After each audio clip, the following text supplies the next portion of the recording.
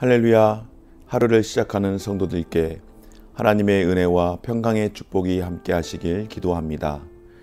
오늘 우리의 삶을 인도하실 하나님의 은혜를 기대하며 주시는 말씀 앞에 하나님을 향한 소망의 복음을 붙드시는 성도님들 되시기 바랍니다.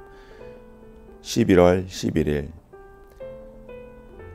말씀으로 여는 아침, 오늘 우리에게 주신 하나님의 말씀 욥기 22장 1절에서 20절 말씀입니다. 대만 사람 엘리바스가 대답하여 이르되 사람이 어찌 하나님께 유익하게 하겠느냐. 지혜로운 자도 자기에게 유익할 따름이니라.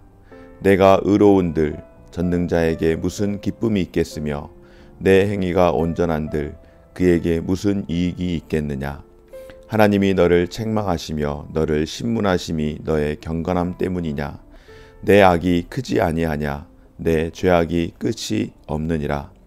까닭없이 형제를 볼모로 잡으며 헐벗은 자의 우복을 벗기며 목마른 자에게 물을 마시게 하지 아니하며 줄인 자에게 음식을 주지 아니하였구나.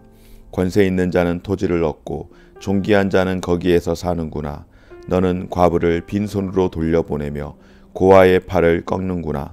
그러므로 올무들이 너를 둘러싸고 두려움이 갑자기 너를 엄습하며 어두움이 너로 하여금 보지 못하게 하고 홍수가 너를 덮느니라.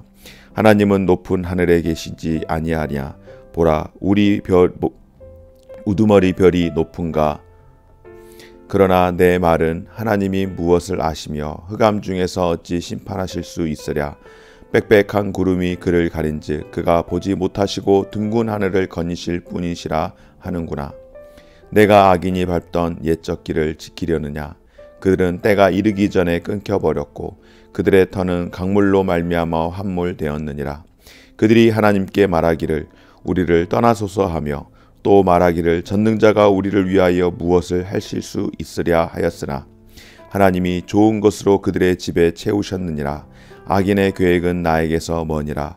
의인은 보고 기뻐하고 죄 없는 자는 그들을 비웃기를 우리의 원수가 망하였고 그들의 남은 것을 불이 삼켰느니라 하니라. 아멘. 여러분, 확증 편향이라는 이야기 요즘 참 많이 사용되는 단어인 것 같습니다. 예전부터 있었던 단어이긴 한데 이것이 요즘 정치권에서도 많이 쓰여지고 또 사실은 정치권에서 이제 이 단어를 이야기하면서 왜 이런 일들이 있었는지 이야기를 하다 보니 확증 편향이라는 말이 요즘은 종종 우리가 듣게 되는 이야기인데 이 확증 편향이라고 하는 것 무엇일까요?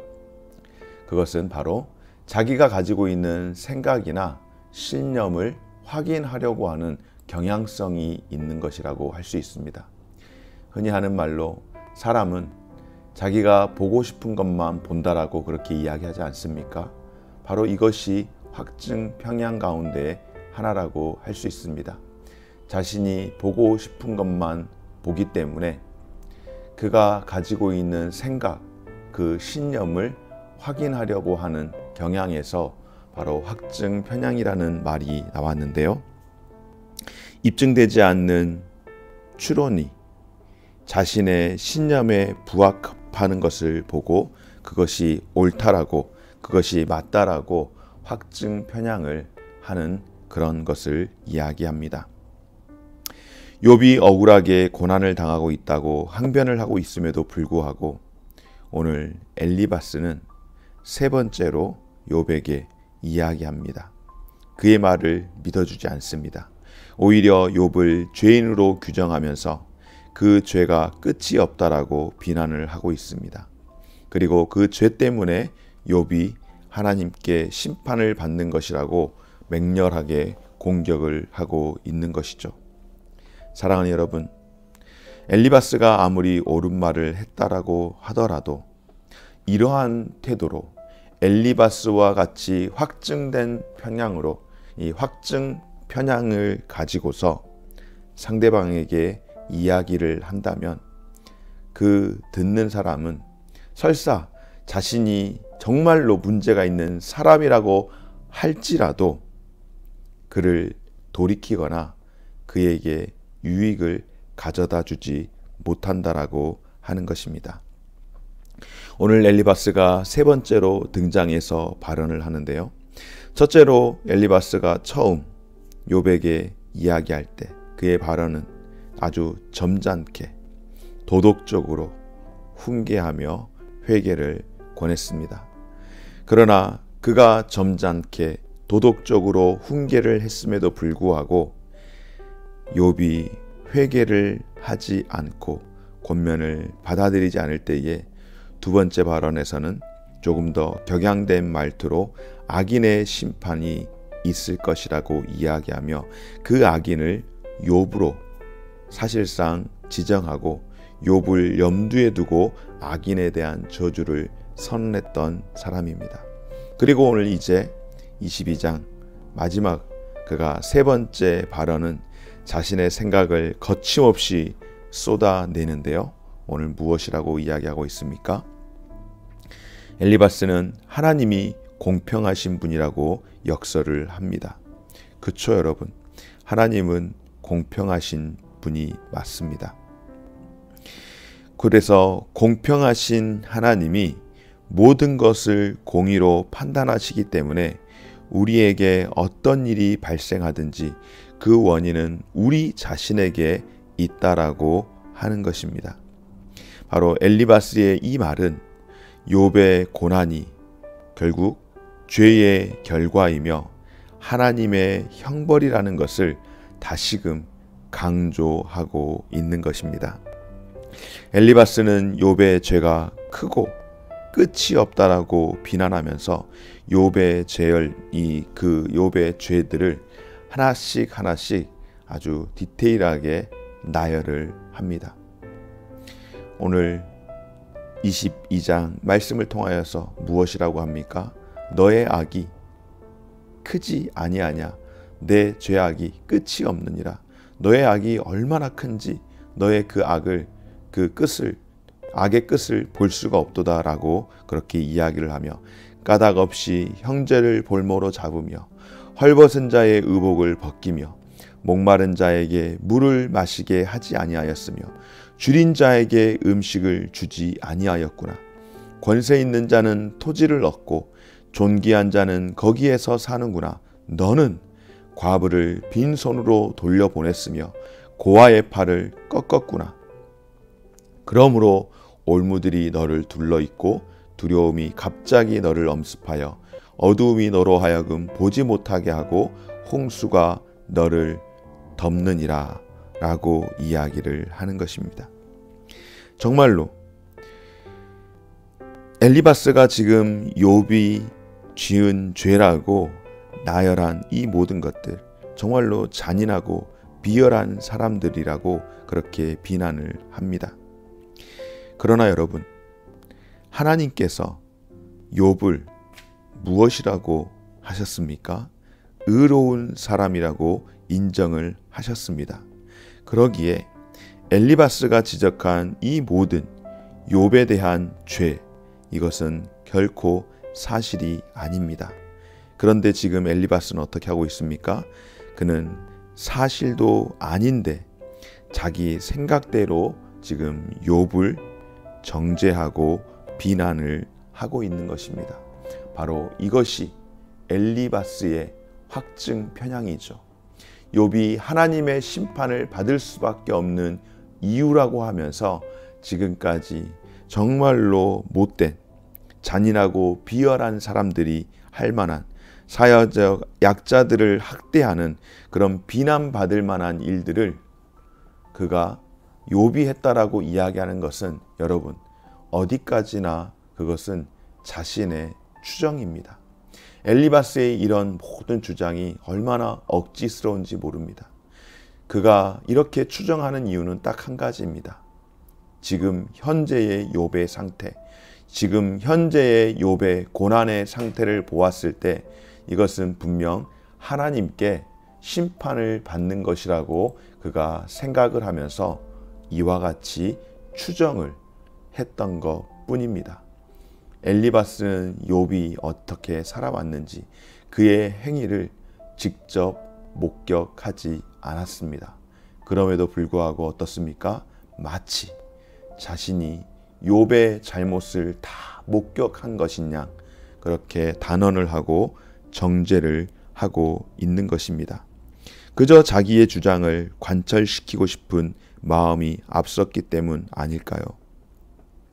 이처럼 거짓에 근거해서 누군가에게 조언을 한다라고 하는 것, 여러분 큰 실수를 잘못을 하는 것 아니겠습니까?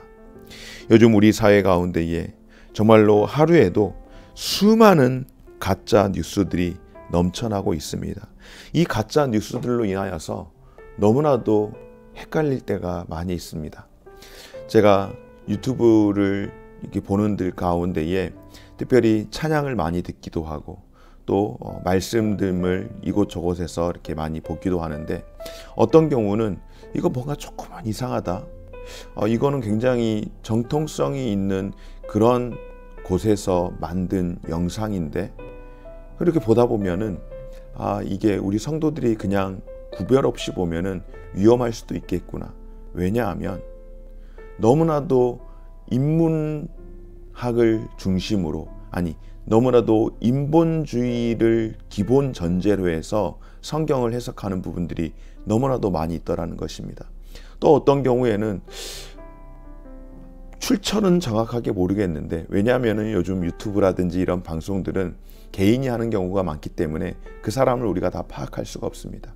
그래서 이 사람이 어디에 속해 있는지는 알 수는 없겠는데 무엇인가 잘못되었다라는 어떤 저의 본능적인 것도 있겠지만은 뭔가 비정상적인 이렇게 걸리는 부분들이 있습니다. 그래서 자꾸 더 들어가 보고 추적하고 조사해 보면은 구원파, 그다음에 안식교, 그다음에 이렇게 제7일 이렇게 안식교하고 그다음 여호와 증인 이런 이단의 그런 곳에 있는 그분들도 성직자라고 하기도 하고 목회자라고 하기도 하는데 그런 분들이 전하는 메시지가 굉장히 많아서 이거 까딱 잘못하면 실수하겠구나, 이거 문제 생기겠구나 그런 생각을 하게 됩니다. 그래서 성도들이 이것 정말로 잘 구별하면서 볼 수 있게끔 해야겠구나 라는 생각을 하게 됩니다. 여러분, 우리가 볼 때에 그것 또한 가짜 뉴스 아니겠습니까? 우리가 볼 때에 확인되지 않는 이런 정보들로 서로 비난하고 공격하면서 사회를 혼란스럽게 만들고 사람들의 마음에 상처를 주는 일들이 참으로 많이 있는 것을 봅니다. 사랑하는 여러분, 거짓에 현혹되어서 함부로 사람들을 정죄하지 말아야 하며 잘못된 정보를 가지고 우리가 잘못된 확증 편향에 빠져서는 안 될 줄 믿습니다. 오늘의 말씀을 통하여 다시 한번 우리가 깨닫기를 원하는 것, 오직 우리의 조언은, 우리의 행위는 진리, 바로 성경, 하나님의 말씀이신 성경을 통하여서 출발해야 한다라는 사실을 기억하시기 바랍니다. 또한 다른 사람의 잘못을 지적할 때에 나는 다르다라고 생각하며 상대적인 우월감에 휩싸이지 않도록 늘 우리 자신을 돌아볼 수 있기를 주의 이름으로 축원합니다. 늘 다른 사람들을 지적할 때에 내가 우월하거나 내가 옳다라는 그런 마음과 자세를 경계하고 언제나 긍휼의 마음을 품고서 진정한 마음으로 서로를 위로하고 권면할 수 있는 저와 여러분들, 우리의 삶이 되어지시기를 주의 이름으로 축원합니다. 좋으신 하나님 감사드립니다. 고난에 처한 다른 사람을 볼 때에 쉽게 추측하고 판단하며 정죄하며 편견에 빠졌던 어리석은 사로잡힘들을 용서하여 주옵소서. 제가 보고 싶은 것만 보려고 했던 확증 편향성을 가지고 좁은 시선으로 그렇게 살았던 삶을 용서하시고 하나님의 일하심을 기다리며 하나님의 기쁨이 되는 삶이 될 수 있도록 도와주시되 긍휼의 마음을 품고 다른 이들을 위로하며 권면하게 하옵소서. 예수님의 이름으로 기도드립니다. 아멘.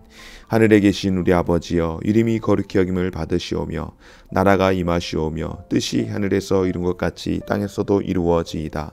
오늘날 우리에게 일용할 양식을 주옵시고 우리가 우리에게 죄 지은 자를 사하여 준 것 같이 우리 죄를 사하여 주옵시고 우리를 시험에 들게 하지 마옵시고 다만 악에서 구하옵소서. 대개 나라와 권세와 영광이 아버지께 영원히 있사옵나이다. 아멘.